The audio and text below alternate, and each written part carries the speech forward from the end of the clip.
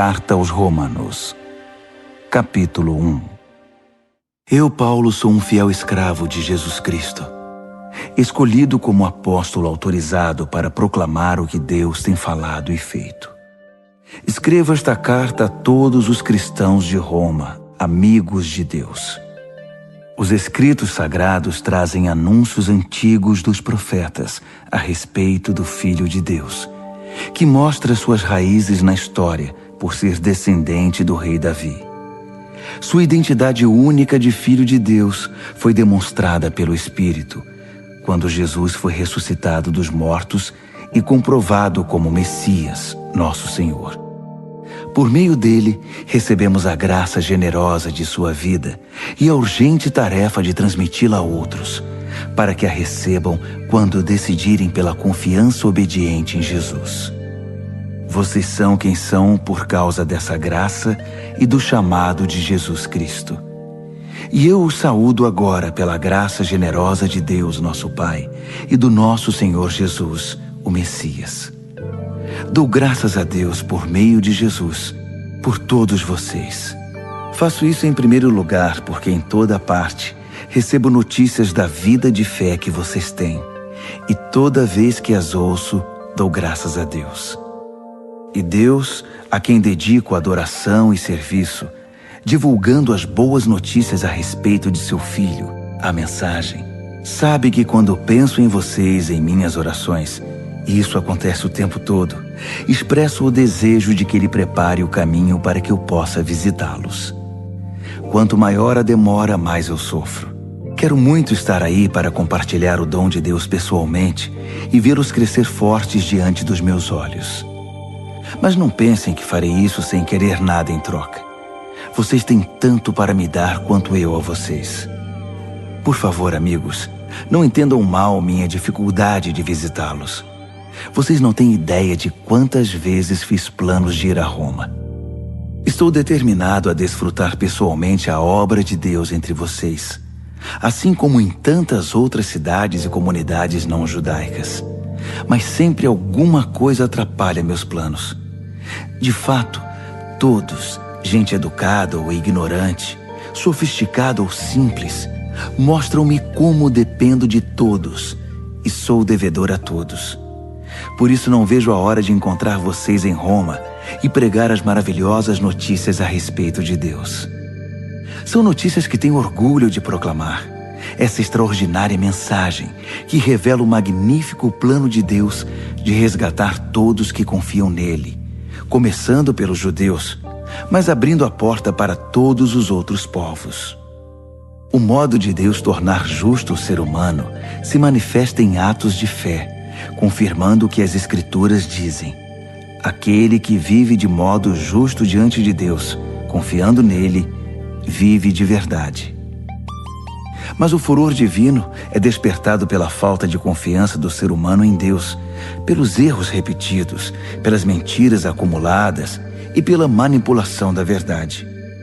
Mas a verdade essencial sobre Deus é muito clara. Abram os olhos e poderão vê-la. Se analisarem com cuidado o que Deus criou, serão capazes de ver o que os olhos deles não enxergam. O poder eterno, por exemplo, e o mistério do ser divino. Portanto, ninguém tem desculpa. Vejam o que aconteceu. A humanidade conhecia Deus perfeitamente, mas deixou de tratá-lo como Deus, recusando-se a adorá-lo, e foi reduzida a um tão terrível estado de insensatez e confusão que a vida humana perdeu o sentido. Eles fingem saber tudo, mas são ignorantes sobre a vida. Trocaram a glória de Deus que sustenta o mundo por imagens baratas vendidas na feira. Então Deus se pronunciou: se é isso que vocês querem, é o que terão. Não demorou muito para que fossem viver num chiqueiro, enlameados, sujos por dentro e por fora. Tudo porque trocaram o Deus verdadeiro por um Deus falso e passaram a adorar o Deus que fizeram no lugar do Deus que os fez, o Deus a quem bendizemos e que nos abençoa. Loucura total. Então aconteceu o pior. Como se recusaram conhecer Deus, logo perderam a noção do que significa ser humano, Mulheres não sabiam mais ser mulheres. Homens não sabiam mais ser homens. Sexualmente confusos, abusaram um do outro e se degradaram. Mulheres com mulheres, homens com homens. Pura libertinagem, pois de modo algum isso pode ser amor. Mas eles pagaram caro por isso. E como pagaram? São vazios de Deus e do amor divino, perversos, infelizes e sem amor humano. Uma vez que eles não se importaram em reconhecer Deus, Deus desistiu deles e os deixou por conta própria. A vida deles agora é uma confusão só, um mal que desce ladeira abaixo. Eles tomam à força o que é alheio, são ambiciosos e caluniadores, cheios de inveja, violência, brigas e trapaças, fizeram da vida um inferno. Olhem para eles, são maliciosos, venenosos, críticos ferozes de Deus, brigões, arrogantes, gente vazia e insuportável. Mestres em criar meios de destruir vidas e revoltados contra os pais. Não passam de seres tolos, asquerosos, cruéis e intransigentes. Até parece que eles não sabem o que fazem, mas têm plena consciência de que estão cuspindo no rosto de Deus. E não se importam. Pior ainda, premiam quem faz as piores coisas com eficiência. Romanos, capítulo 2. A humanidade caiu num abismo cada vez mais fundo. Mas se você pensa que está em nível mais elevado, de onde pode apontar o dedo para os outros, esqueça. Cada vez que você critica alguém, está se condenando. Você é tão errado quanto quem você critica. Criticar os outros é uma forma bem conhecida de ignorar os próprios crimes e erros. Mas Deus não é enganado tão facilmente. Ele vê através da cortina de fumaça e o responsabiliza pelo que você faz. Ou você acha que conseguiria distrair a atenção de Deus dos seus erros, apontando o dedo para os erros dos outros? Ou que por ser um Deus tão bondoso, Ele o deixaria livre de obrigações? É melhor pensar direito desde o princípio. Deus é bom, mas não é bobo. Por sua bondade, Ele nos toma pela mão e nos conduz a uma mudança radical de vida. Não há como escapar. Rejeitar Deus ou fugir dele é como jogar lenha na fogueira.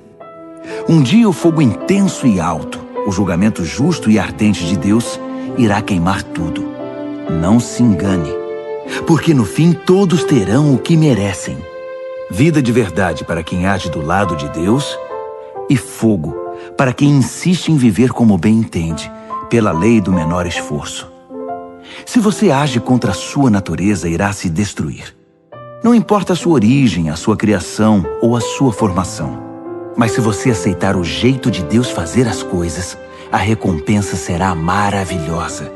Nesse caso, também não importa a origem ou a formação. Ser judeu não é garantia automática de aprovação. Deus não se orienta pelo que os outros dizem ou pelo que você pensa de você. Ele tem seus critérios. Se você peca sem saber, Deus leva isso em consideração. Mas se você peca de modo consciente, a história é outra. O mero ato de ouvir a lei de Deus é perda de tempo se você não faz o que Ele manda. Praticar, não apenas ouvir, é que faz diferença para Deus. Se um pagão que desconhece a lei de Deus consegue segui-la mais ou menos por instinto, ele confirma a verdade dela pela obediência. Comprova assim que a lei de Deus não é um elemento estranho imposto de fora para dentro, mas algo que faz parte da própria constituição humana. Existe algo no interior do ser humano que ecoa o sim e o não de Deus, o certo e o errado.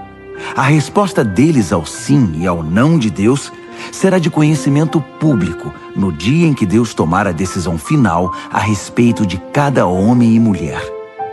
A mensagem que proclamo por meio de Jesus Cristo leva em consideração todas essas diferenças. Se você foi educado como judeu, não pense que pode descansar em sua religião. orgulhoso de estar por dentro da revelação de Deus, de experimentar as melhores bênçãos de Deus, de estar atualizado com as doutrinas. Tenho um recado especial para você que está seguro disso, que conhece a palavra revelada de Deus e se sente em condições de levar a Deus outros que estão em labirintos escuros e emoções confusas. Você está guiando os outros, mas quem está guiando você? Falo sério. Enquanto você prega, não roube, você rouba? Afinal, quem iria suspeitar de você? A mesma coisa vale para o adultério e para a idolatria. Você consegue se safar de qualquer situação com discursos eloquentes sobre Deus e sua lei. As Escrituras dizem, é por causa de vocês, judeus, que os pagãos são hostis a Deus.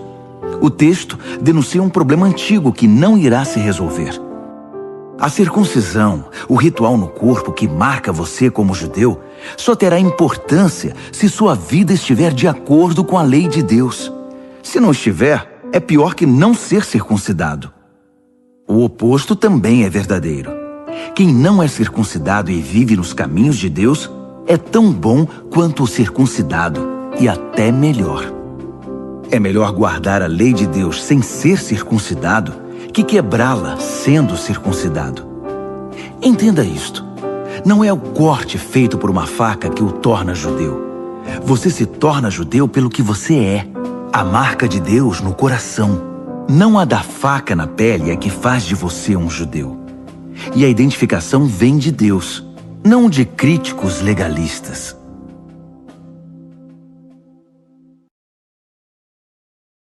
Romanos, capítulo 3. Mas se é assim, que diferença faz ser judeu ou não? Ser ensinado nos caminhos de Deus ou não? Na verdade, faz muita diferença, mas não como muitos pensam. Para começar, lembre-se de que os judeus foram incumbidos de escrever e transmitir a revelação de Deus, as Escrituras Sagradas. E como fica a situação dos judeus que abandonaram sua posição? Deus não os abandonou. Você pensa que sua falta de fé cancela a fidelidade de Deus? De jeito nenhum. Contem com isto. Deus mantém sua palavra, ainda que o mundo inteiro minta descaradamente. As Escrituras dizem o mesmo. Suas palavras permanecem fiéis e verdadeiras. A rejeição não intimidará Deus. Mas se nossa maneira errada de agir apenas realça e confirma o caráter fiel de Deus, não deveríamos ser elogiados por isso? Se nossas palavras nem sequer deixam marca em suas boas palavras, Deus não cometeria um erro em nos pôr contra a parede e nos condenar pelo que dissemos? É uma pergunta natural, mas a resposta é não. Um não bem enfático. Como as coisas seriam corrigidas se Deus não agisse para corrigi-las? É maldade afirmar: se minhas mentiras servem para mostrar a verdade de Deus de maneira mais gloriosa, como posso ser condenado? Estou fazendo um favor para Deus.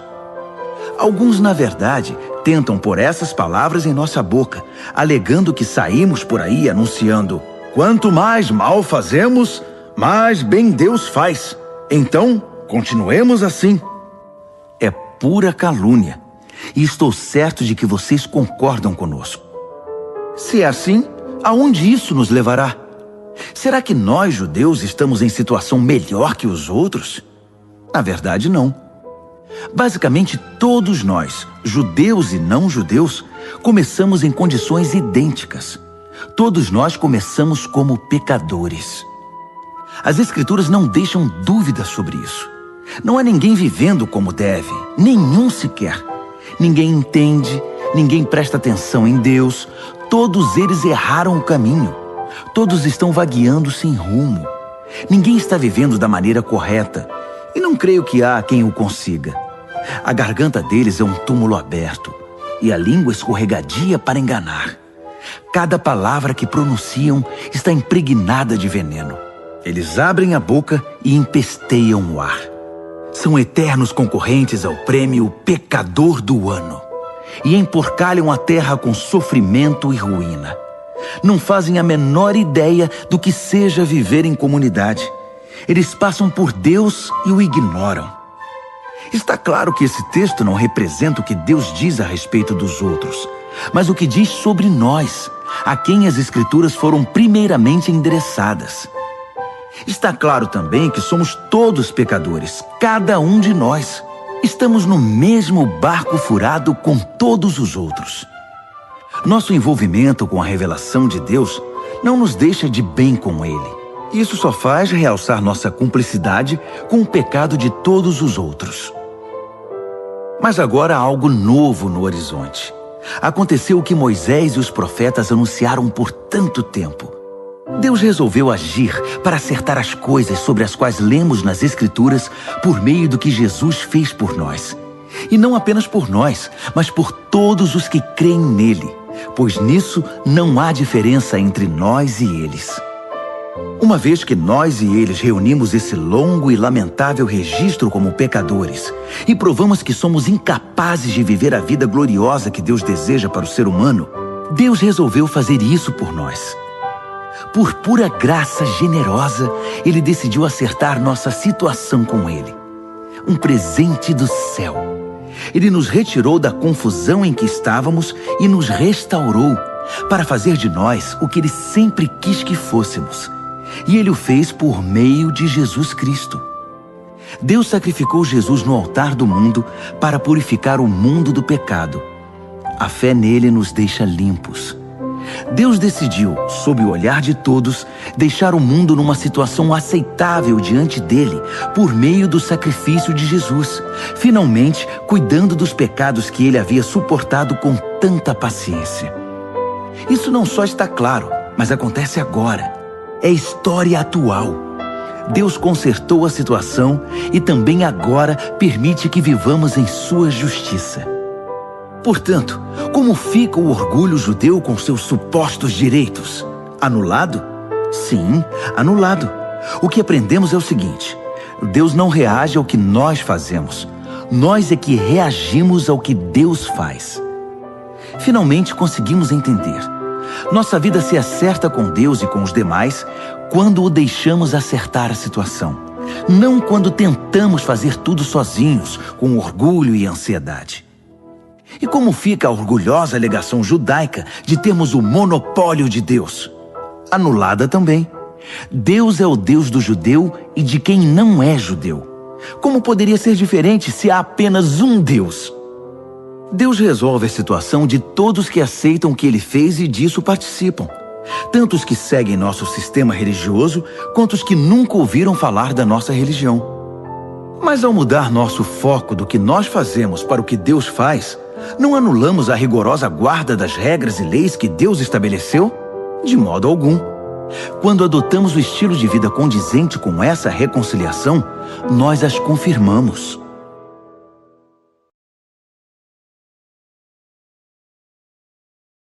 Romanos, capítulo 4.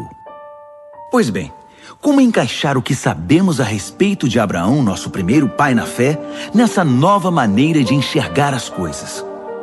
Se Abraão tivesse sido aprovado por Deus pelo que fez, ele poderia ter recebido crédito. Mas o que temos é a história de Deus, não a de Abraão. Assim lemos nas Escrituras. Abraão participou do que Deus fez por ele e isso foi decisivo.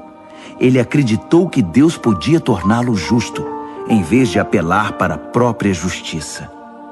Se você dá duro e faz um bom trabalho, merece o pagamento. Ninguém pode dizer que seu pagamento é um presente. Mas se você percebe que a tarefa está muito além da sua capacidade, algo que só Deus pode fazer e confia que Ele o fará, volto a dizer, algo que você jamais conseguirá fazer, não importa como e quanto trabalhe. Essa confiança em Deus é o que o deixa numa situação aceitável diante dele, por causa de Deus. Pura graça. Davi confirma esse modo de ver as coisas ao afirmar que quem deixa Deus consertar a situação sem insistir em querer fazer algo no processo é um homem feliz. Feliz é aquele cujos crimes são perdoados, cujos registros dos pecados são apagados. Feliz é a pessoa contra quem o Senhor não tem nada a apresentar. Vocês pensam que essa bênção é dada apenas para aqueles que guardam nossas tradições religiosas e são circuncidados? Acham que a bênção pode ser dada a alguém que nunca ouviu falar das nossas tradições, que não foi criado em nossa forma de devoção para com Deus? Todos nós concordamos em que foi por aceitar o que Deus fez por Abraão que ele foi declarado justo diante de Deus, não é? Agora pensem, essa declaração foi feita antes ou depois que ele fosse marcado pelo rito pactual da circuncisão? Sabemos que foi antes. Isso significa que ele se submeteu à circuncisão como evidência e confirmação do que Deus havia feito muito antes de torná-lo plenamente aceitável. Um ato de Deus que ele aceitou de todo o coração. Isso ainda significa que Abraão é pai de todos os povos que aceitam o que Deus faz por eles, enquanto ainda estão na condição dos de fora em relação a Deus, não identificados como propriedade de Deus, isto é, como incircuncisos. Justamente, os que se encontram nessa condição é que são chamados justificados por Deus e com Deus. Abraão, claro, também é o pai dos que se submeteram ao rito da circuncisão, não apenas por causa do rito, mas porque desejavam abraçar pela fé o que Deus fez por eles, seguindo o exemplo de vida que Abraão viveu antes de ser marcado pela circuncisão. A famosa promessa de Deus a Abraão, que ele e seus descendentes possuiriam a terra, não foi feita em razão de algo que Abraão tenha feito ou viria a fazer. Foi baseada na decisão de Deus de acertar tudo para com ele, e foi disso que Abraão participou quando creu. Se alguém receber esse presente de Deus apenas por ter seguido certas ordens ou por ter cumprido formalidades, essa confiança não faz sentido, e a promessa vira um contrato frio. Seria um acordo comercial, não uma promessa santa. Um contrato cheio de pormenores, elaborado por um advogado detalhista, pode resultar em obrigações que você jamais seria capaz de cumprir. Mas se não há contrato, apenas uma promessa, e uma promessa de Deus, você não pode quebrá-la. É por isso que o cumprimento da promessa de Deus depende inteiramente da confiança que depositamos nele e em seus caminhos, e de que o aceitemos e a tudo que ele faz. A promessa de Deus chega como um presente. É o único modo de garantir a participação nela, tanto os que guardam as tradições religiosas, quanto os que nunca ouviram falar delas. Porque Abraão é o pai de todos nós. Ele não é o nosso pai racial. Isso seria ler a história de trás para frente. Ele é nosso pai na fé. Chamamos Abraão de pai, não porque Deus lhe tenha dado atenção por ter vivido como santo, mas porque Deus agiu em Abraão quando ele não era ninguém. Não é o que lemos nas Escrituras, que Deus diz a Abraão: farei de você pai de muitos povos? Abraão foi primeiro chamado de pai e depois se tornou pai, porque ousou acreditar que Deus faria o que somente Deus poderia fazer: levantar os mortos para a vida e, com uma palavra, trazer algo à existência a partir do nada. Não havia esperança, mas Abraão creu, decidido a viver não com base no que sabia que era incapaz de fazer, mas no que Deus disse que ele faria. Assim, foi feito pai de uma multidão de povos. O próprio Deus declarou: você terá uma grande família, Abraão. Abraão não ficou pensando em sua incapacidade, dizendo: sem chance, este corpo de 100 anos nunca vai gerar um filho. Ignorou décadas de infertilidade de Sara e foi persistente. Não foi reticente sobre a promessa de Deus com questionamentos. Em vez disso, mergulhou na promessa e se fortaleceu. Ficou à disposição de Deus, certo de que ele cumpriria o que tinha dito. É por isso que se diz: Abraão foi declarado justo diante de Deus ao confiar que Deus o justificaria. Mas não é só Abraão. O mesmo acontece conosco. O mesmo é dito a respeito de nós, que aceitamos e cremos naquele que trouxe Jesus à vida, quando de igual modo não havia mais esperança. O Jesus que foi sacrificado fez-nos aceitáveis diante de Deus, tornou-nos justos perante Deus.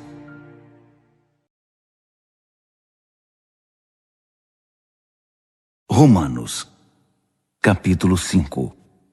Ao aceitar pela fé o que Deus sempre desejou para nós, consertar nossa situação com Ele, tornar-nos prontos para Ele, alcançamos tudo isso com Deus por causa do nosso Senhor Jesus.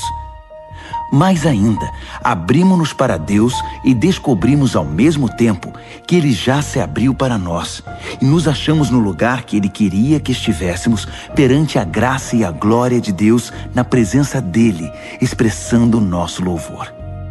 Mas ainda há muito mais. Continuamos a expressar nosso louvor, mesmo que estejamos cheios de problemas, porque sabemos que os problemas podem desenvolver em nós paciência. E como a paciência, por sua vez, forja o aço temperado da virtude, mantendo-nos atentos quanto ao que Deus pretende fazer. Desse modo, passamos a ter esperança. Com essa expectativa, jamais nos sentiremos enganados. A verdade é que nem temos como reunir todas as vasilhas necessárias para encher com tudo que Deus generosamente derrama sobre nossa vida por meio do Espírito Santo. Cristo chegou na hora certa para tornar isso realidade. Ele não esperou que todos estivessem preparados.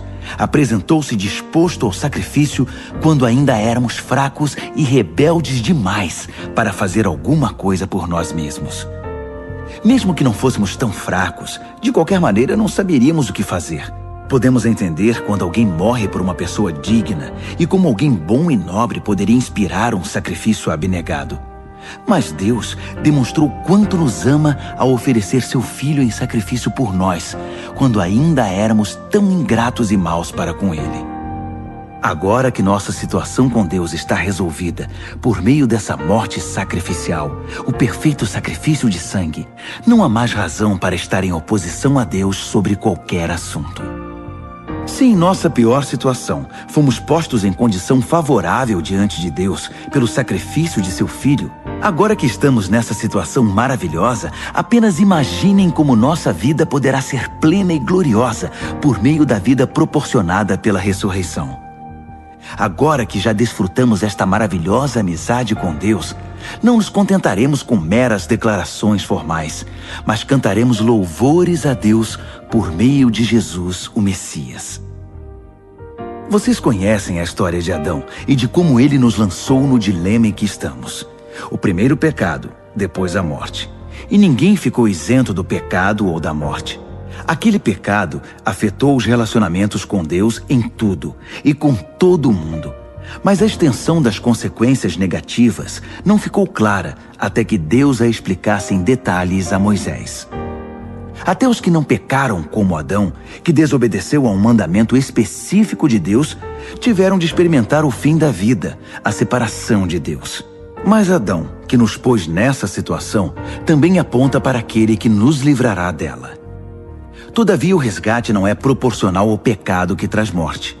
Se o pecado de um homem deixa multidões de pessoas no profundo abismo da separação de Deus, imaginem a eficácia do dom de Deus derramado por meio de um homem, Jesus Cristo. Não há comparação entre o pecado que traz morte e esse generoso dom gerador de vida. A sentença pronunciada sobre aquele pecado foi a morte, mas sobre os muitos pecados que se seguiram veio a sentença de vida. Se a morte obteve supremacia pelo erro de um homem, imagine o que pode fazer a extraordinária recuperação de vida que agarramos com ambas as mãos, esse dom de vida extravagante, essa restauração total providenciados pelo homem Jesus Cristo. Aqui está um resumo de tudo. Assim como uma única pessoa errou e nos deixou todo esse problemão com o pecado e a morte, também uma única pessoa fez o que era certo e nos livrou de tudo isso. Mais que apenas nos livrar do problema, ele nos trouxe para a vida. Um homem disse não a Deus e afundou muita gente no erro. Outro homem disse sim a Deus e consertou tudo o que estava errado. Tudo que a lei contra o pecado conseguiu fazer foi produzir mais gente que desrespeitasse a lei. Mas o pecado não teve nem tem chance de competir contra o perdão poderoso que chamamos graça. Na disputa entre o pecado e a graça vence com facilidade. Tudo que o pecado pode fazer é nos ameaçar com a morte. Já a graça, uma vez que Deus está consertando as coisas por meio do Messias, nos convida à vida. Uma vida que continua para sempre, que jamais terá fim.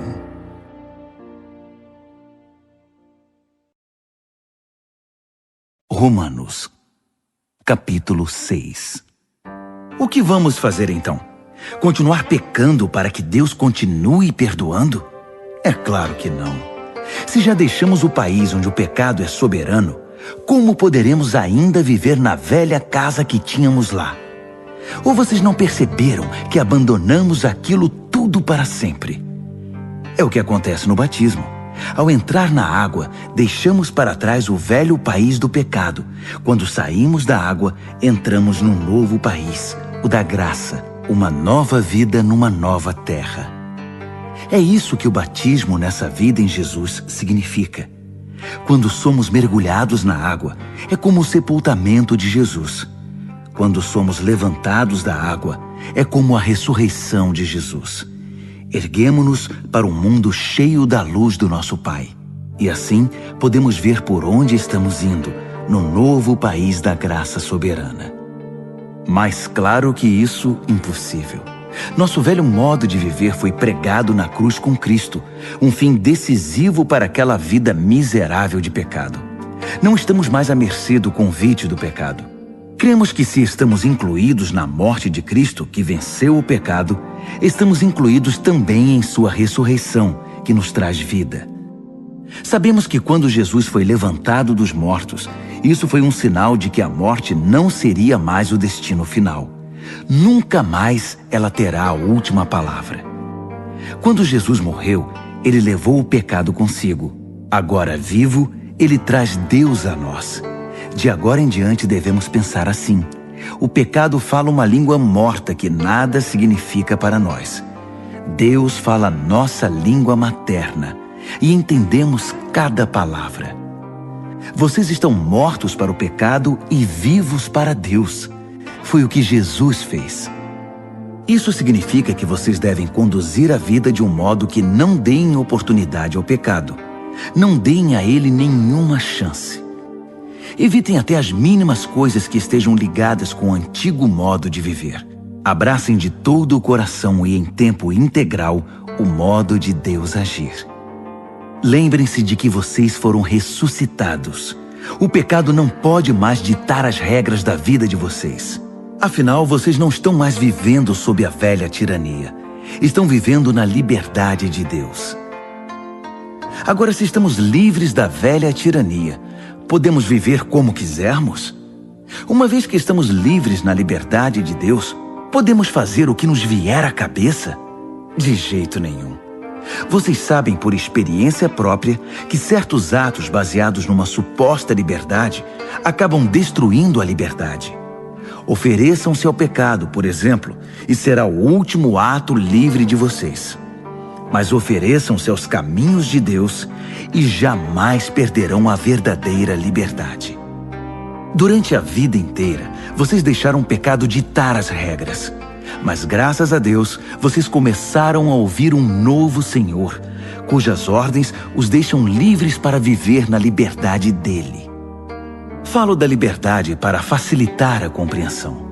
Vocês com certeza se lembram do tempo em que faziam o que queriam, sem se importar com os outros nem com Deus, e a vida só piorava enquanto a liberdade diminuía. Quanta diferença agora! Vocês vivem na liberdade de Deus, com a vida restaurada, crescendo em santidade.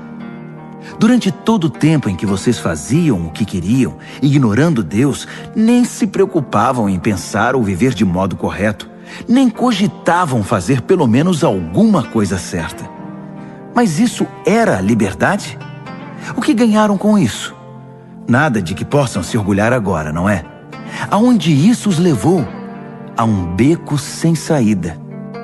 Mas agora que encontraram a verdadeira liberdade, não precisam mais ouvir as exigências do pecado. Vocês descobriram o prazer de ouvir Deus falando com vocês. Que bela surpresa! Uma vida plena, restaurada, integrada no presente, com muito mais vida a caminho. Trabalhem para o pecado por toda a vida, e seu pagamento será a morte.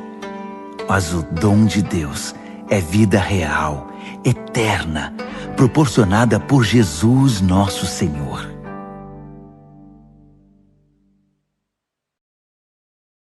Romanos, capítulo 7.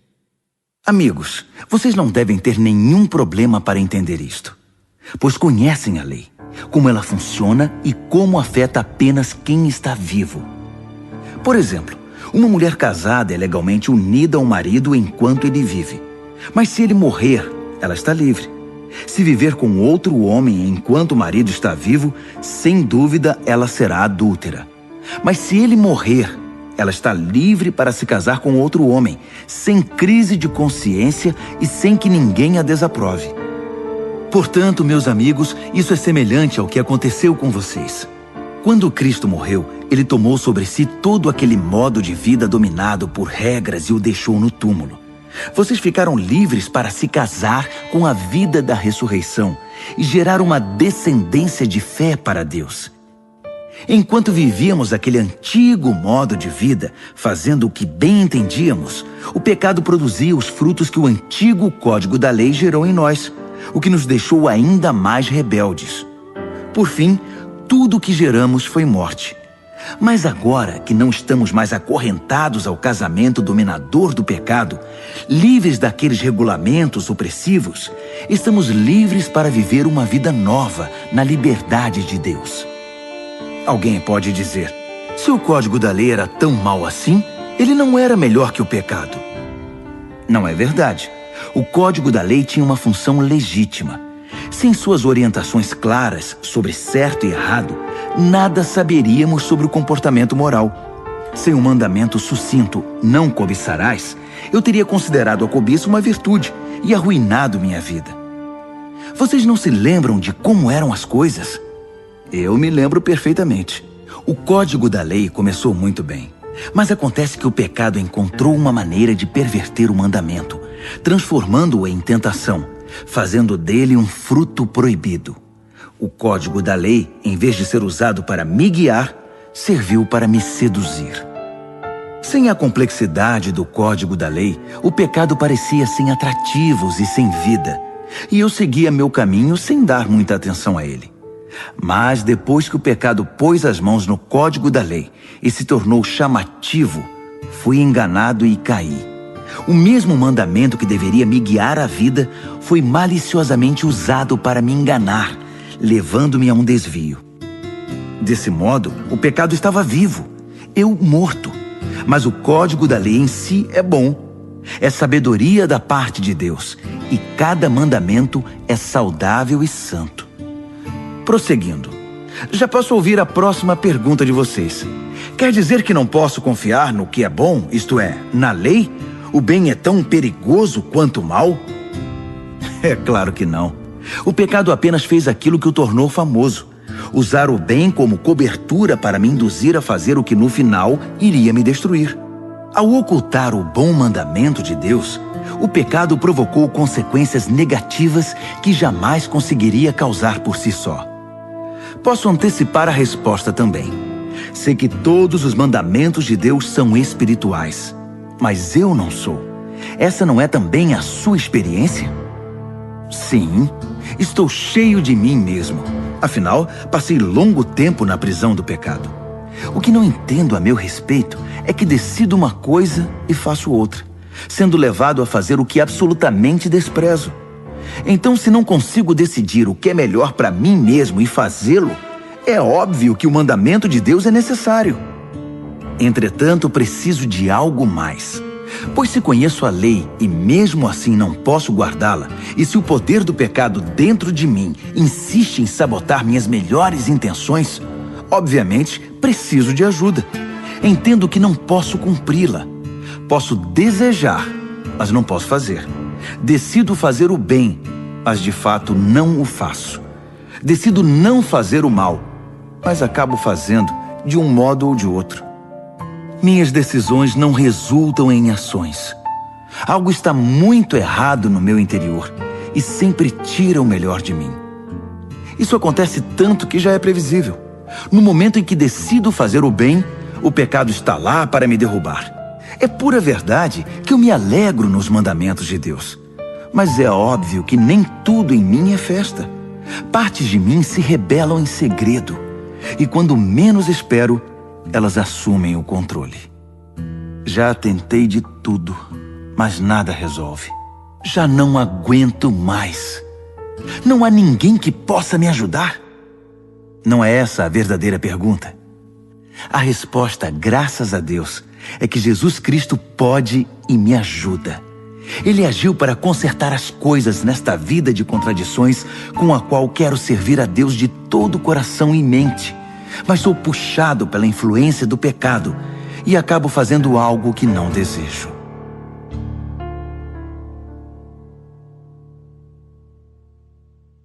Romanos, capítulo 8. Com a chegada de Jesus, o Messias, o dilema fatal foi resolvido. Os que estão em Cristo não precisam mais viver numa nuvem escura e depressiva. Um novo poder está atuando. O Espírito da vida em Cristo, como um vento forte, limpou totalmente o ar, libertando vocês de uma tirania brutal nas mãos do pecado e da morte. Deus acertou em cheio quando enviou seu Filho. Não tratou do problema como algo distante e sem importância. Em seu Filho, Jesus assumiu pessoalmente a condição humana. Entrou na confusão da humanidade que vive em conflito para consertar as coisas de uma vez por todas. O código da lei, enfraquecido pela natureza humana fragmentada, jamais poderia ter feito isso. A lei acabou usada como paliativo para o pecado, nunca para a cura completa. E agora o que o código da lei pede, mas que não conseguiríamos cumprir por nós mesmos, é que em vez de redobrar nossos esforços, simplesmente aceitemos o que o Espírito está fazendo em nós. Os que pensam que podem fazê-lo por si mesmos terminam obcecados por medir sua força moral, mas sem resultados na vida real. Os que confiam na ação de Deus descobrem que o Espírito de Deus está neles, vivendo e respirando Deus. Ficar obcecado consigo mesmo nessa questão é entrar num beco sem saída. Quem olha para Deus é levado para um campo aberto, a uma vida livre, espaçosa. Direcionar o foco para si mesmo é o oposto de se concentrar em Deus. Qualquer pessoa absorvida em si mesma passa a ignorar Deus e acaba pensando mais nela que em Deus. Ignora quem Deus é e o que Ele está fazendo. E Deus não gosta de ser ignorado. Mas se o próprio Deus está em vocês, dificilmente irão pensar mais em vocês mesmos que nele. Quem não recebeu esse Deus invisível, mas plenamente presente, o Espírito de Cristo, não saberá do que estamos falando. Mas vocês que o receberam e o têm habitando em vocês, mesmo que ainda experimentem as limitações do pecado, experimentam a vida de acordo com Deus. Não há dúvida de que se o Deus vivo e presente, que ressuscitou Jesus dentre os mortos, atua na vida de vocês, Ele fará em vocês o mesmo que fez em Jesus. Ele os trará vivos para si. Quando Deus vive e respira em vocês, e Ele o faz, como fez em Jesus, vocês são libertos daquela vida morta. Com seu Espírito vivendo em vocês, o corpo de vocês será tão cheio de vida quanto de Cristo. Vocês não percebem que não devemos um centavo à velha vida, na qual a pessoa tem de fazer tudo por si. Não há nada nessa vida para nós, nada mesmo. O melhor a fazer é dar a ela um enterro definitivo e se engajar na nova vida. O Espírito de Deus nos chama. Há muito o que fazer e lugares para conhecer. A vida da ressurreição que vocês receberam de Deus não é vazia. Nela há uma constante expectativa de aventura que sempre pergunta para Deus: e agora, Pai, o que vamos fazer? Como as crianças fazem. O Espírito de Deus entra em contato com o nosso espírito e confirma a nossa identidade. Sabemos quem Ele é e sabemos quem somos, Pai e filhos. Sabemos também que vamos receber o que está por vir, uma herança inacreditável. Iremos passar pelo que Cristo passou. Se enfrentamos momentos difíceis com Ele, então é certo que com Ele passaremos momentos inesquecíveis. Não penso que seja possível fazer uma só comparação entre os tempos difíceis de hoje e os bons tempos que virão. O mundo criado quase não se contém esperando pelo que vem a seguir. Tudo na criação sofre restrições. Deus a controla até que todas as criaturas estejam prontas e possam ser libertadas para os tempos gloriosos que virão. Enquanto isso, a alegria aumenta com a expectativa. Tudo ao nosso redor observa uma criação grávida. Os tempos difíceis de dor neste mundo são apenas dores de parto. Mas isso não é apenas ao nosso redor, é também dentro de nós. O Espírito de Deus está nos impulsionando por dentro. Nós também sentimos as dores de parto. Nosso corpo estéril e sem vida deseja a libertação plena. É por isso que esperar não nos diminui, assim como a espera não diminui a gestante. Na verdade, é uma espera que nos faz sentir grandiosos. Naturalmente não vemos o que nos causa isso, mas quanto mais esperamos, mais nos sentimos assim, e mais alegre se torna a nossa expectativa. Se em algum momento nos cansamos de esperar, o Espírito de Deus está ao nosso lado, nos dando aquela força. Se não sabemos como orar, não importa. Ele ora em nós e por nós, utilizando nossos suspiros sem palavras, nossos gemidos de dor. Ele nos conhece melhor que nós mesmos, conhece nossa condição de gravidez e nos mantém na presença de Deus. Assim, podemos ter certeza de que cada detalhe em nossa vida de amor a Deus é transformado em algo muito bom. Deus sempre soube o que estava fazendo. Ele decidiu desde o princípio moldar a vida daqueles que o amam pelos mesmos padrões da vida do Filho, pois o Filho é o primeiro da fila, na humanidade que ele restaurou. Nele, vemos a vida humana em sua forma original. Depois de decidir como seus filhos deveriam ser, Deus continuou convidando as pessoas, chamando-as pelo nome. Em seguida, ele as firmou numa sólida base, nele mesmo. Após ter feito tudo isso, ele permanece com essas pessoas até o fim, concluindo gloriosamente o que havia iniciado. Então, o que acham?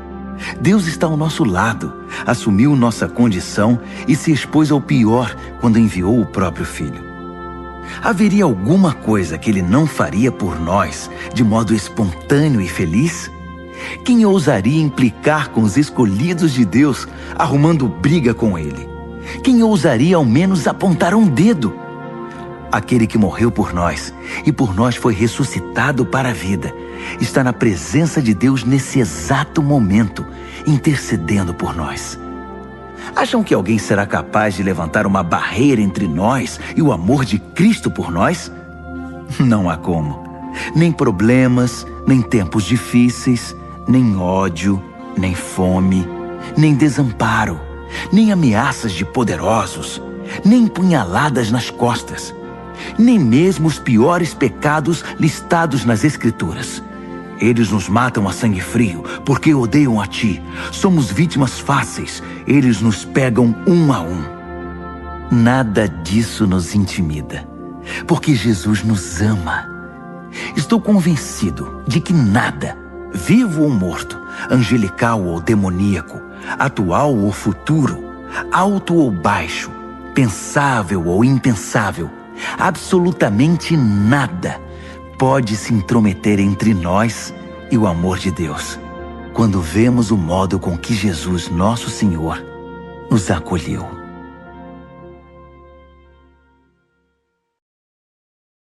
Romanos, capítulo 9. Ao mesmo tempo, vocês precisam saber que todo o tempo carrego comigo uma imensa tristeza, uma dor profunda dentro de mim, e nunca me livro dela. Não estou exagerando. Cristo e o Espírito Santo são minhas testemunhas. São os israelitas. Se houvesse um jeito de eu ser amaldiçoado pelo Messias para que eles fossem abençoados por ele, eu o faria sem hesitar. Eles são minha família, cresci com eles. Eles tinham tudo: família, glória, reuniões, revelações, adoração, promessas. Sem falar que são o povo de onde veio o Messias, o Cristo, que é Deus sobre tudo, sempre. Amém. Mas não pensem que a palavra de Deus tenha falhado em algum ponto. O problema é antigo. Para começar, nem todos os israelitas fisicamente são israelitas espiritualmente. Não foi a linhagem de Abraão que trouxe essa identidade, e sim a promessa de Deus.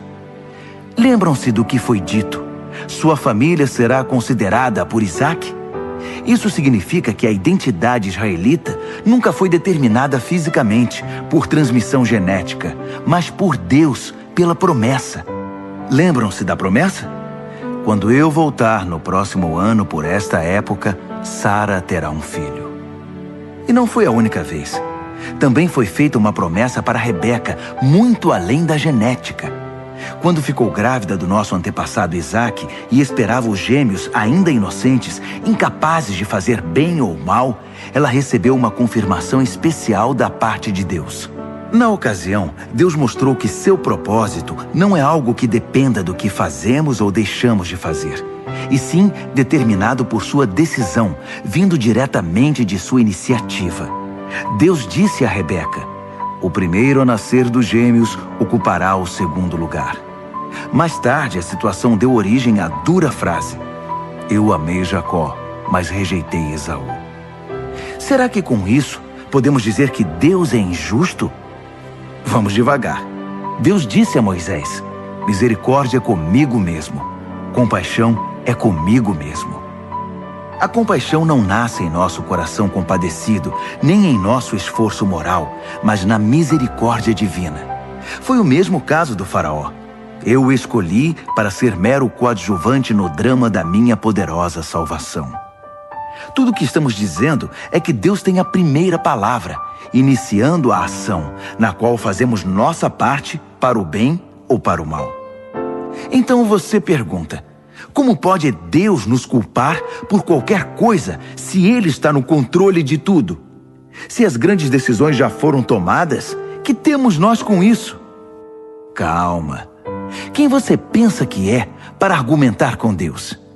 Por algum instante você achou que algum de nós sabe o bastante para questioná-lo? O vaso não se dirige aos dedos que o moldaram dizendo: por que você me deu essa forma? Não é óbvio que o oleiro tem todo o direito de transformar um pedaço de argila num vaso de flores e outro numa panela de cozinhar feijão?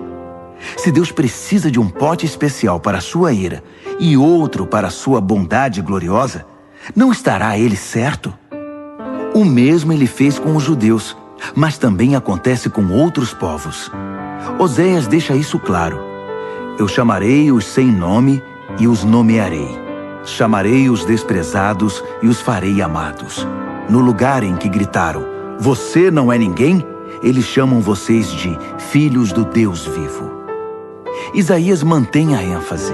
Se cada grão de areia da praia fosse numerado e a soma chamada escolhidos de Deus, eles seriam ainda números, não nomes.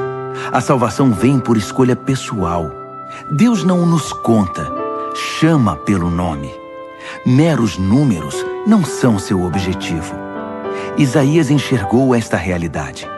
Se nosso poderoso Deus não nos tivesse dado um legado de filhos vivos, acabaríamos como cidades fantasma, como Sodoma e Gomorra. Como resumir tudo isso? Todos os que não pareciam interessados no que Deus estava fazendo, na verdade, abraçaram o que Deus fazia quando Ele endireitou a vida deles. E Israel, que parecia tão interessado em ler e falar sobre o que Deus estava fazendo, distanciou-se de Deus. Como puderam se distanciar? Porque em vez de confiar em Deus, eles assumiram o controle. Estavam envolvidos no que eles mesmos faziam. Tão envolvidos nos seus projetos de Deus, que não perceberam Deus à sua frente, como uma pedra no meio da estrada. Então tropeçaram nele e continuaram caindo. E Isaías de novo junta tudo isso numa metáfora. Cuidado, pus uma pedra enorme no caminho para o Monte Sião, uma pedra que você não pode contornar. Mas eu sou a pedra. Se você me procura, me encontrará a caminho, não obstruindo o caminho.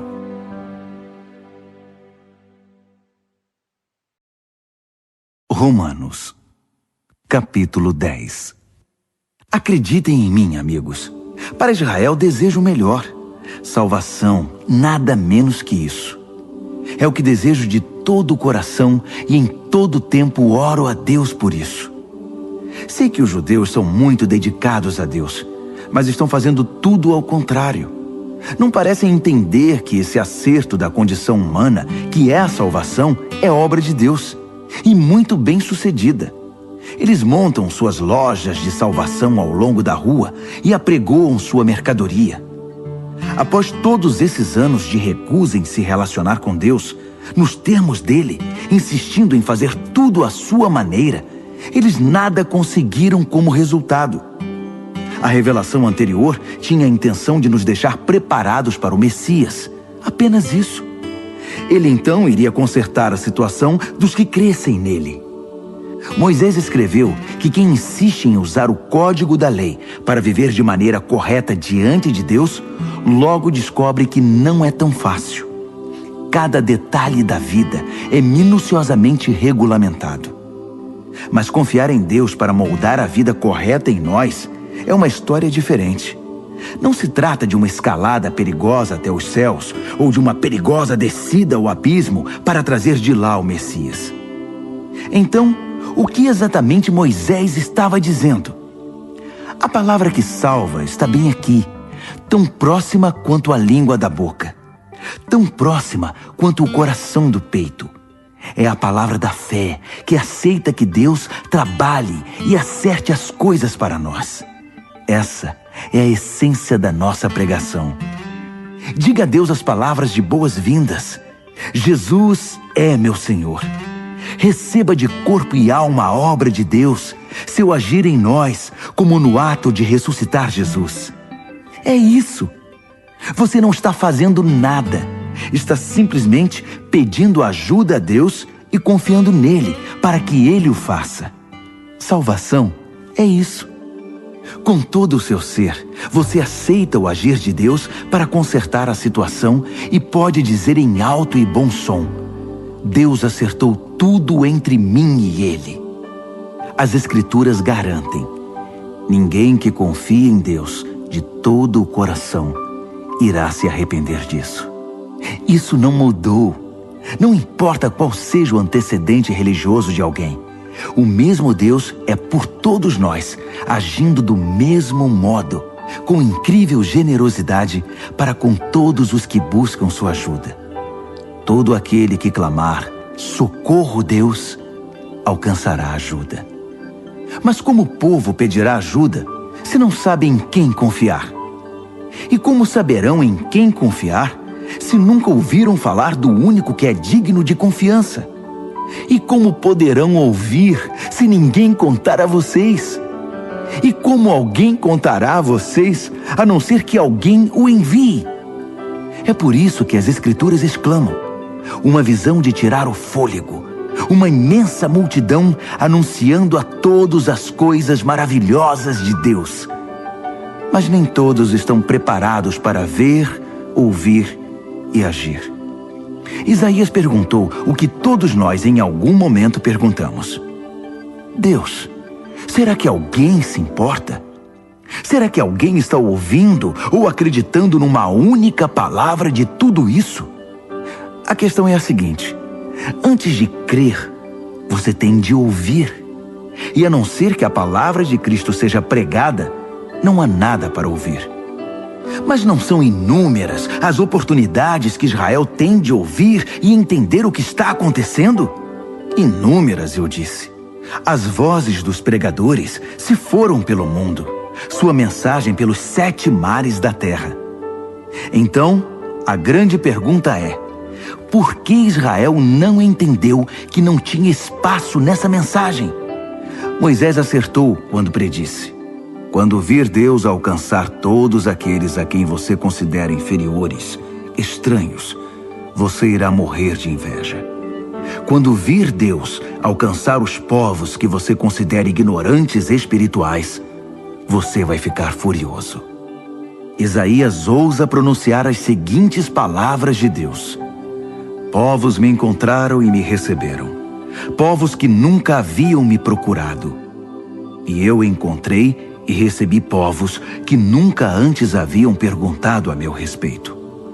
Então ele conclui com uma acusação: dia após dia, chamei Israel de braços abertos, e para minha tristeza, não vi resposta a não ser puro desdém.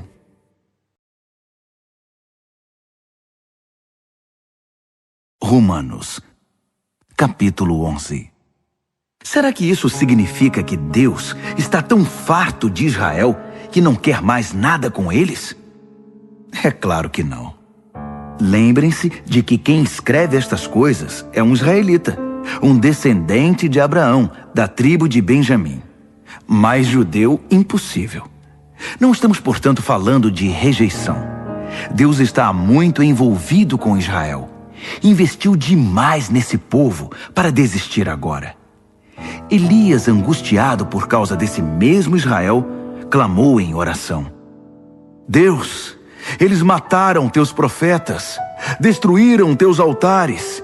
Só eu sobrevivi e agora eles estão atrás de mim. Lembram-se da resposta de Deus? Eu ainda tenho 7.000 que não desistiram. 7.000 que são leais até o fim. É a mesma coisa hoje. Ainda há uma minoria fiel e atuante. Talvez não muitos. Provavelmente mais do que vocês pensam. Eles estão firmes, não por causa do que pensam que ganharão com isso, mas porque estão convencidos da graça e do propósito de Deus em chamá-los. Se estivessem pensando apenas nos próprios interesses, já teriam largado tudo há muito tempo. O que aconteceu então? Bem, quando Israel tentou se acertar com Deus por esforço próprio, perseguindo os próprios interesses, não obteve sucesso. Os escolhidos de Deus foram os que deixaram Deus buscá-los pelo interesse que tem por eles. Como resultado, receberam o selo de aprovação. O Israel interesseiro tornou-se insensível a Deus.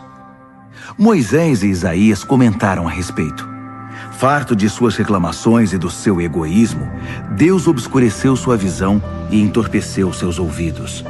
Trancou-os numa sala de espelhos, e eles estão lá até hoje. Davi estava preocupado com a mesma coisa.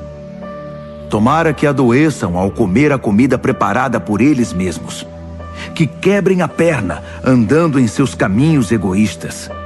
Tomara que fiquem cegos ao contemplar seus espelhos, que tenham úlceras ao brincar de Deus.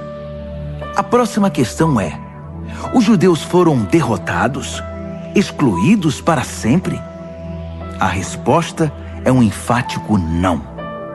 Ironicamente, eles deixaram a porta aberta quando saíram, e os de fora entraram. O resto vocês sabem. Os judeus começaram a pensar que talvez tivessem perdido uma coisa boa.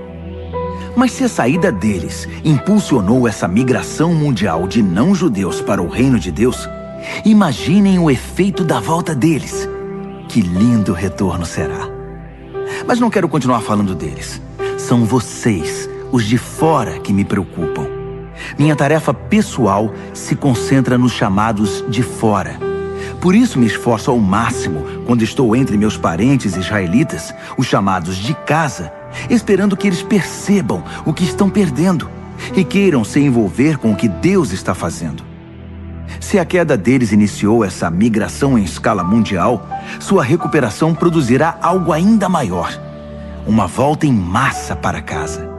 Se a primeira coisa que os judeus fizeram, ainda que prejudicial para eles, resultou no bem de vocês, pensem no que acontecerá quando eles acertarem o passo. Tudo isso provém de uma raiz santa, plantada e cuidada por Deus. Se a raiz principal da árvore é santa, há espaço para frutos santos. Alguns ramos foram podados, e vocês, ramos de oliveira selvagem, foram enxertados. Mas o fato de vocês serem alimentados pela raiz santa e rica em nutrientes não os autoriza a tripudiar sobre os ramos podados. Lembrem-se de que vocês não estão alimentando a raiz. Ela é que está alimentando vocês.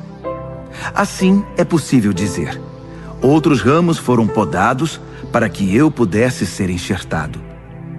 Muito bem, mas eles foram podados porque eram dispensáveis, não mais ligados pela fé e pelo compromisso com a raiz.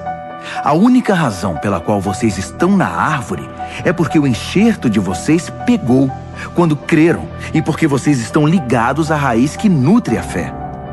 Por isso, não fiquem vaidosos. Sejam humildes e prontos em relação à raiz que os mantém verdes e vivos.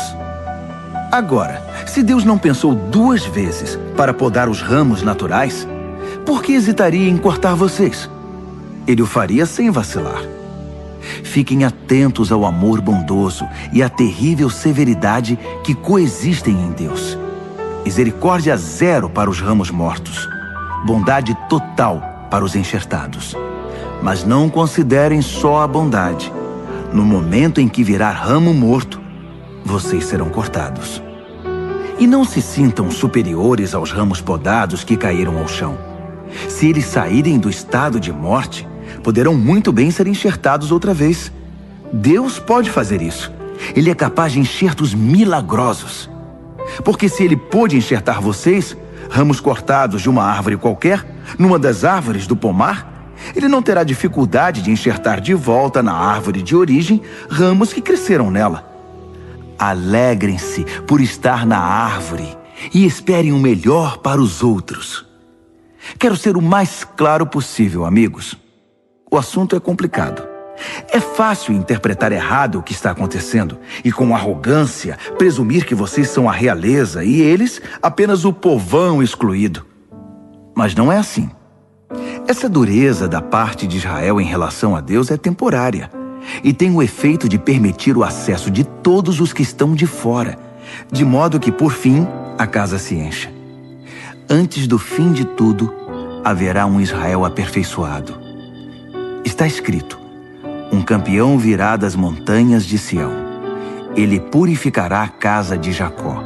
E esse é meu compromisso com o meu povo: a remoção dos seus pecados.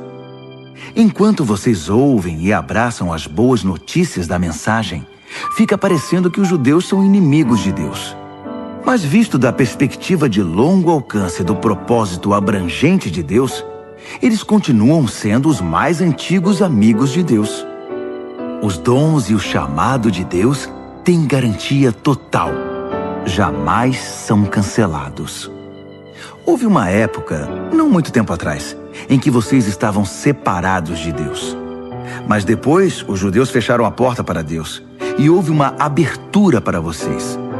Agora, eles estão de fora, mas com a porta aberta para vocês, eles têm ainda a opção de voltar. De algum modo, Deus permite que todos nós conheçamos o que é estar de fora, para que Ele, pessoalmente, possa abrir a porta e nos receber de volta. Vocês por acaso já viram algo que se compare à graça generosa de Deus ou à sua profunda sabedoria?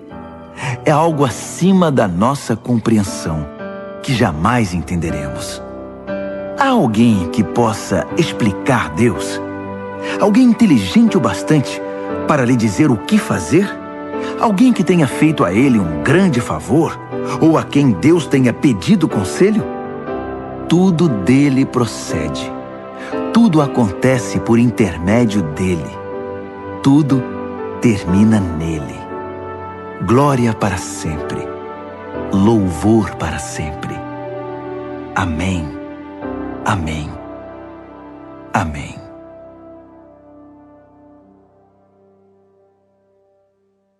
Romanos, capítulo 12.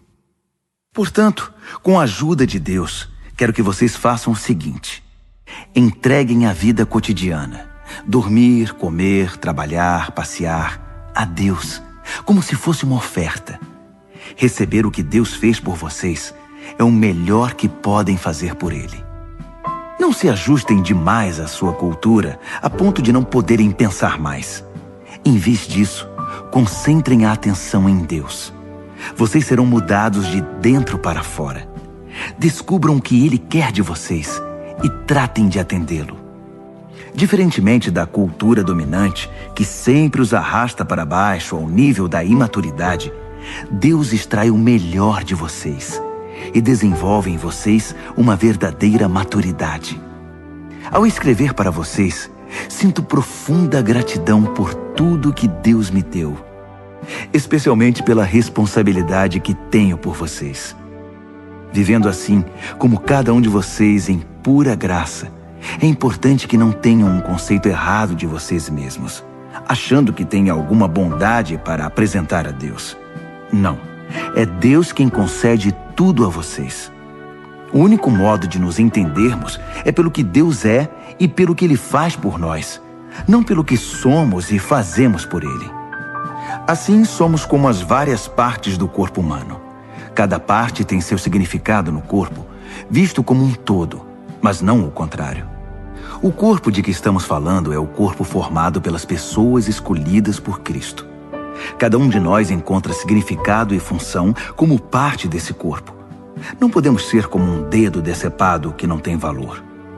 Então, desde que estejamos ligados às outras partes constituídas de maneira genial e funcionando maravilhosamente no corpo de Cristo, sejamos o que fomos feitos para ser, sem inveja ou sentimento de superioridade sobre os outros, sem tentar ser algo que não somos. Se você prega, limite-se a pregar a mensagem de Deus. Se você ajuda, apenas ajude. Não tente assumir o comando. Se você ensina, apegue-se ao ensino. Se você tem a capacidade de encorajar, tome cuidado para não se tornar autoritário. Se você recebeu alguma posição de responsabilidade, não manipule. Se você foi chamado para ajudar gente em angústia, fique de olhos abertos e seja rápido em responder. Se você trabalha com os desamparados, não se permita ficar irritado ou deprimido por causa deles. Mantenha o sorriso. Amem de verdade, não de maneira fingida. Evitem o mal ao máximo. Apeguem-se ao bem como puderem.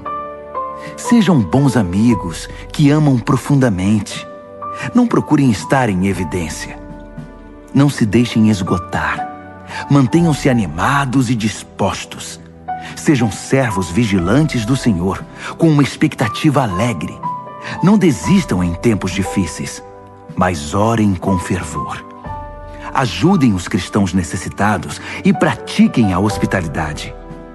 Abençoem os inimigos. Não haja maldição em suas palavras. Riam quando seus amigos estiverem alegres. Chorem com eles quando estiverem tristes. Ajudem-se uns aos outros. Não sejam arrogantes. Façam amigos entre as pessoas mais simples. Não se julguem importantes. Não revidem. Descubram a beleza que há em todos. Se você a descobriu em você, faça o mesmo com todos. Não insistam na vingança. Ela não pertence a vocês. Eu vou julgar. Eu vou cuidar disso, diz Deus.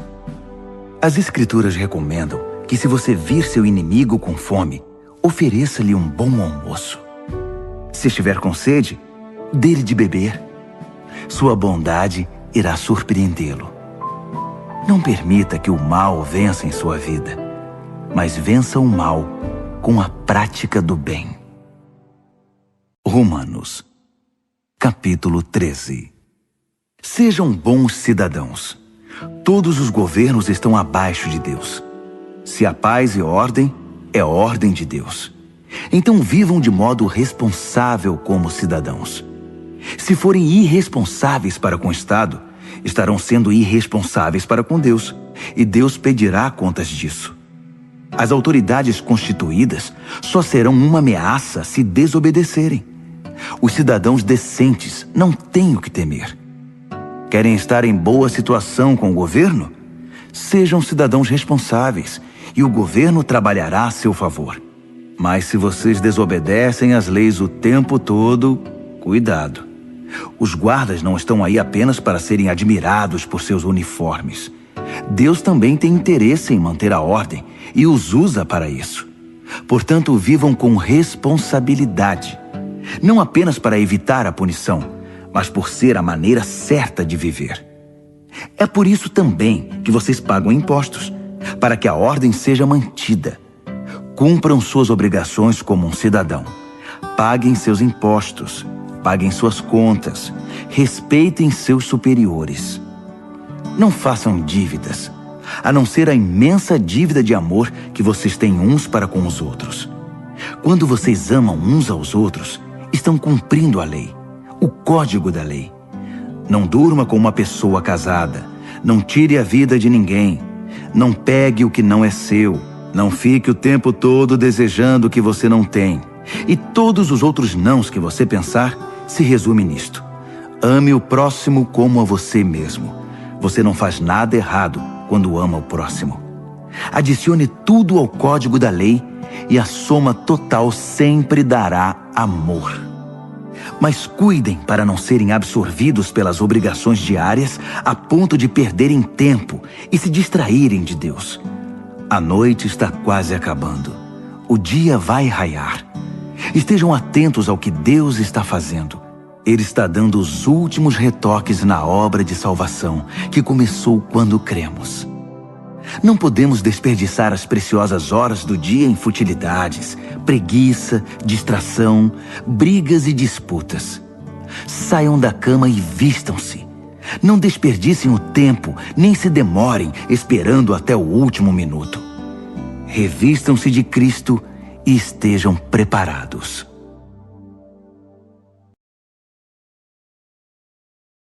Romanos, capítulo 14. Recebam de braços abertos os irmãos que não veem as coisas como vocês. Não os atropelem toda vez que eles fizerem ou falarem algo com o qual vocês não concordam, mesmo quando parecer que eles são fortes nas opiniões, mas fracos na fé.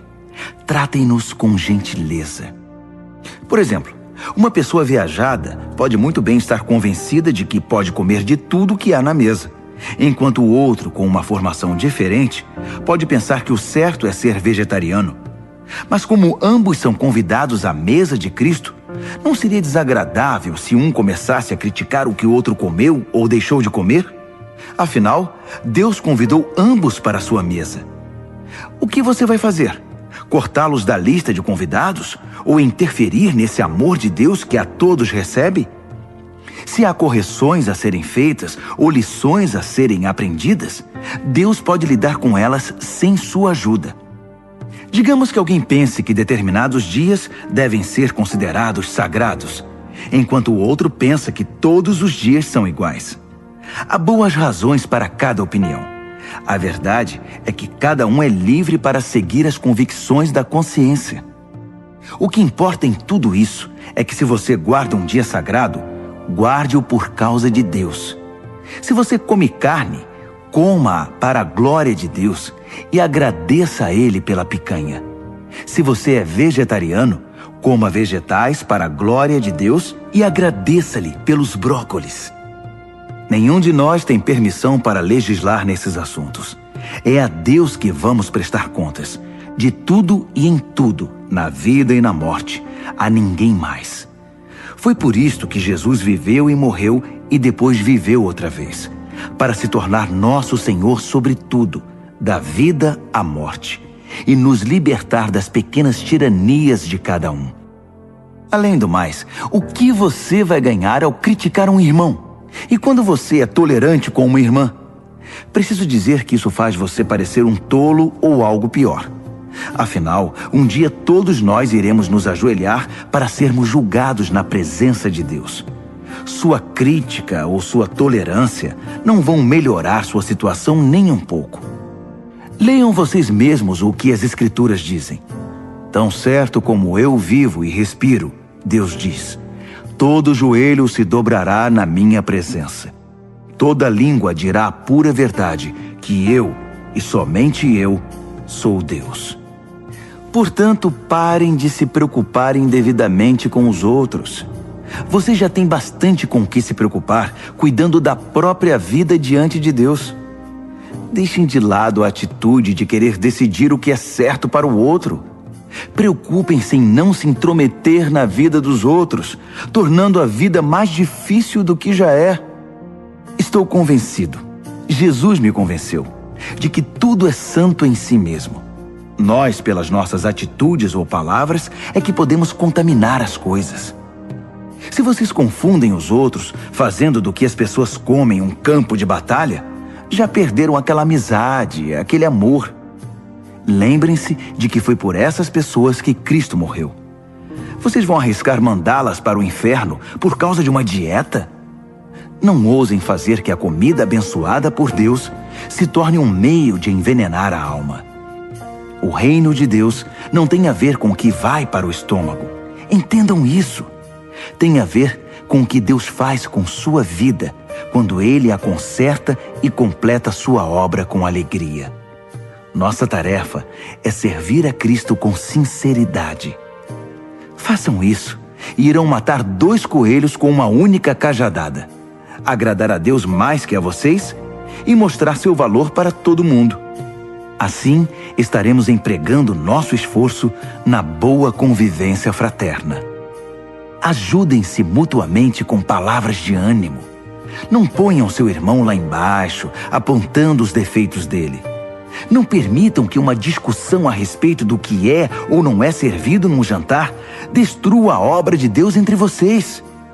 Já disse e repito, toda comida é boa, mas pode se tornar má se vocês a usarem mal, fazendo que os outros tropecem e caiam. Quando vocês se sentarem para comer, a preocupação principal não deve ser alimentar-se, mas compartilhar a vida de Jesus. Portanto, sejam sensíveis e educados com os outros que estão à mesa. Não comam, façam ou falem nada que interfira na livre troca de amor cristão. Cultivem o relacionamento com Deus, mas não o imponham aos outros. Vocês serão felizes se seu comportamento e sua fé forem coerentes. Mas se não estão seguros, se percebem que estão agindo de modo incoerente com o que creem, às vezes tentando impor sua opinião ou apenas agradar, vocês estão errados. Se seu modo de viver não condiz com o que vocês creem, então está errado.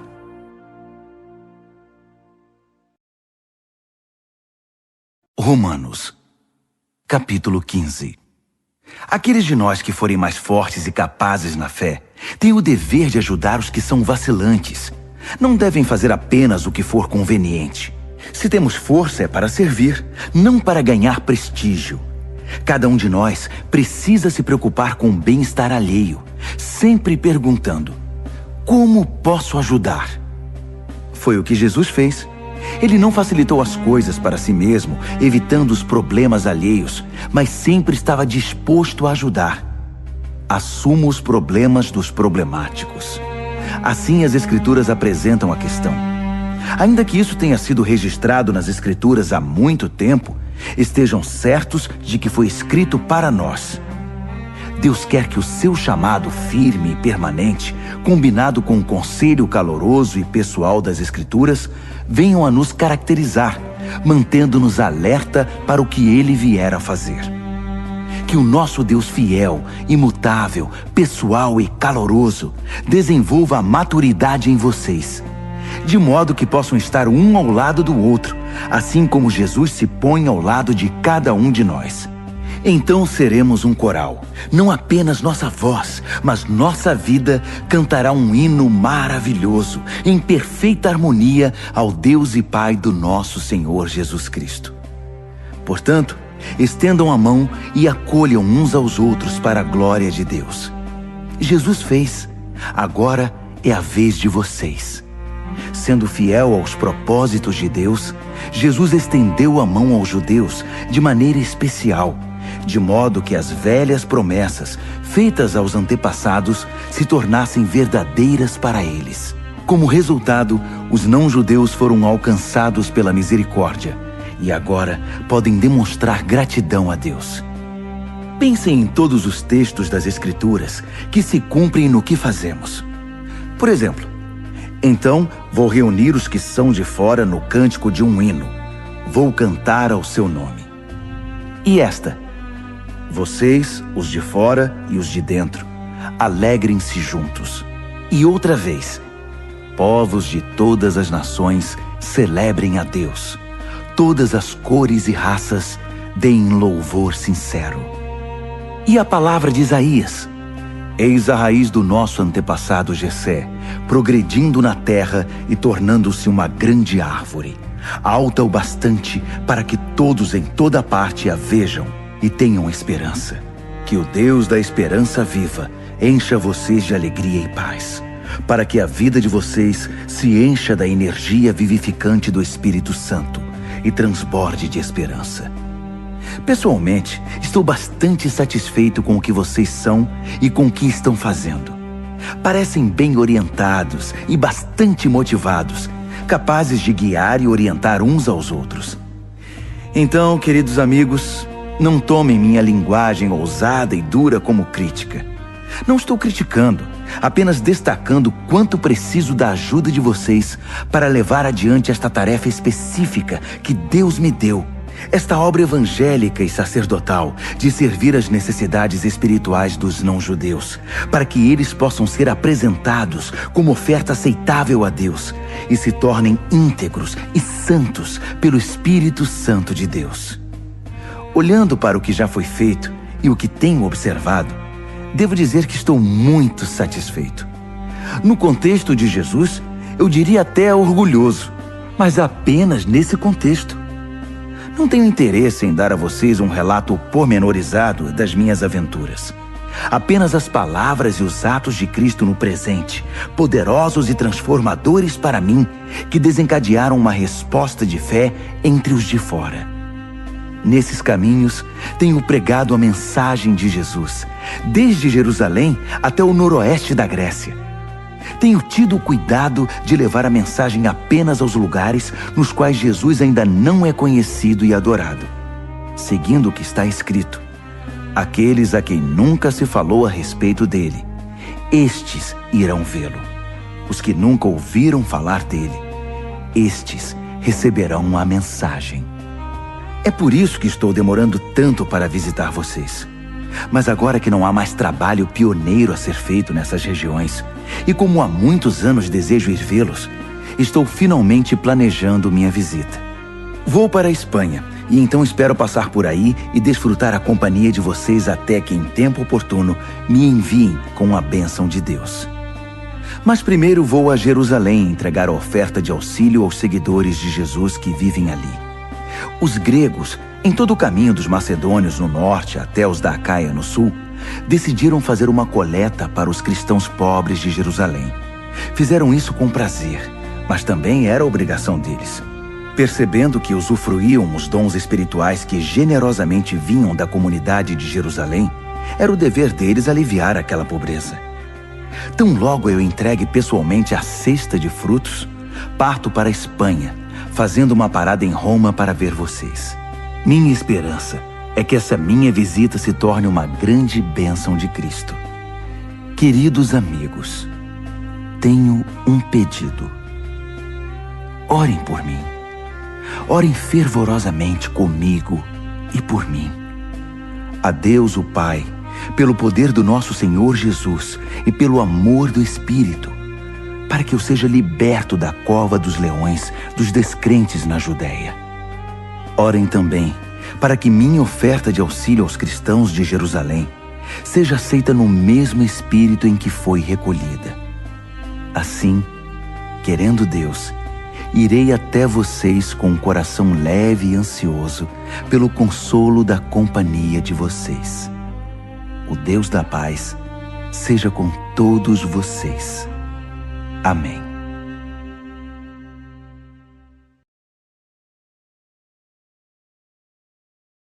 Romanos, capítulo 16. Recebam bem nossa amiga Febe, que está a serviço do Senhor com a hospitalidade pela qual nós cristãos somos conhecidos. De todo o coração eu a recomendo, bem como sua obra.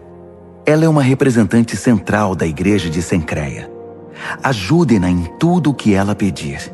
Febe merece tudo o que fizerem por ela, pois já ajudou muita gente, até mesmo a mim. Saúdem Priscila e Áquila, que têm trabalhado lado a lado comigo, servindo Jesus. Eles arriscaram a vida por minha causa, e não sou o único que é agradecido a eles. Todos os grupos de cristãos não-judeus também devem muito a esse casal, para não falar da igreja que se reúne na casa deles. Saúdem meu querido amigo Epêneto. Ele foi o primeiro seguidor de Jesus na província da Ásia. Saudações a Maria, como ela tem trabalhado por vocês. Saudações aos meus primos Andrônico e Júnias. Houve uma vez que compartilhamos uma cela de prisão. Eles já seguiam Cristo antes de eu me converter. Ambos são líderes destacados. Saudações a Amplíato, meu bom amigo na família de Deus.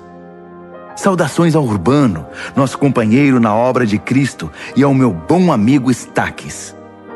Saudações a Apeles, um verdadeiro e aprovado veterano no caminho de Cristo. Saudações à família de Aristóbulo. Saudações ao meu primo Herodião.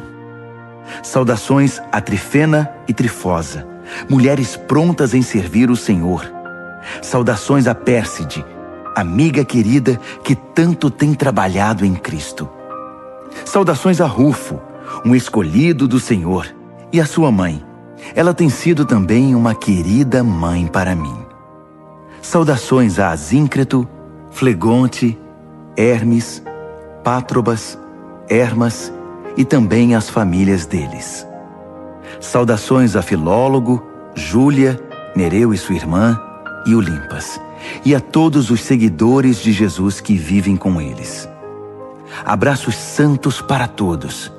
Todas as igrejas de Cristo enviam suas saudações mais calorosas. Amigos, um conselho final.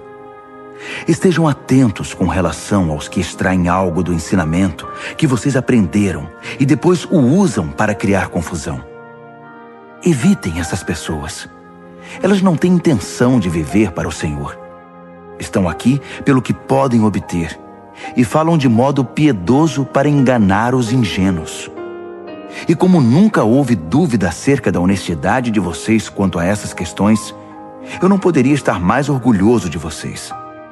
Quero também que sejam prudentes, afeiçoados ao bem e distantes do mal. Não se deixem enganar pelas conversas suaves e ao mesmo tempo malignas. Fiquem atentos. Antes que percebam, o Deus da paz irá derrubar e pisotear Satanás no chão. Desfrutem o melhor de Jesus. Por fim, lá vão outras saudações. Timóteo, meu companheiro na obra, Lúcio e meus primos Jasão e Sosípatro enviam saudações. Eu, Tércio, que escrevi esta carta ditada por Paulo, envio minhas saudações pessoais. Gaio, que é meu hospedeiro e de toda a igreja, manda lembranças a vocês. Erasto, o tesoureiro da cidade e nosso bom amigo Quarto, enviam saudações. Todo o nosso louvor é dedicado ao único que é poderoso o bastante para torná-los fortes, exatamente como na pregação a respeito de Jesus Cristo, como revelado no mistério que se manteve por tanto tempo, mas que agora se tornou um livro aberto por meio das escrituras proféticas. Todas as nações do mundo podem agora conhecer a verdade e ser conduzidas à fé obediente, cumprindo as ordens de Deus, que fez tudo, do início até a última letra. Todo o nosso louvor é dirigido, por meio de Jesus, a esse Deus incomparavelmente sábio. Amém.